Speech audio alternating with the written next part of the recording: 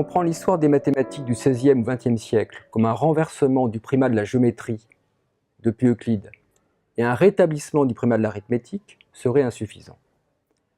Car le développement de l'algèbre conduit au dépassement de la division des mathématiques entre ces deux disciplines.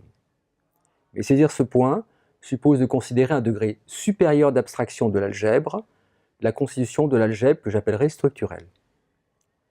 L'algèbre structurelle s'est mise en place avec la notion de groupe dont l'invention est due au mathématicien français Évariste Galois.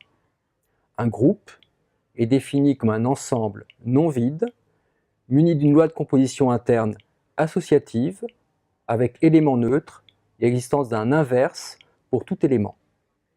À partir de la notion de groupe, un nombre considérable de structures ont été dégagées, notamment celles d'anneaux, de corps, etc.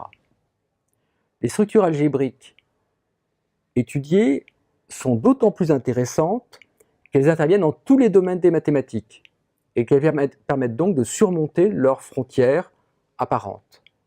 Ainsi, une structure de groupe peut intervenir aussi bien en arithmétique qu'en géométrie. La vieille division des mathématiques selon la nature de leurs objets, arithmétiques ou géométriques, est obsolète.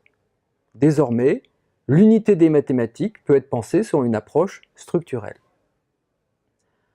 Alors, si on essaie de dresser un premier bilan de l'évolution des mathématiques jusqu'au XXe siècle, on peut dire que la divergence entre la tradition pythagoricienne, qui privilégie l'arithmétique, et la tradition euclidienne, qui privilégie la géométrie, paraît surmontée.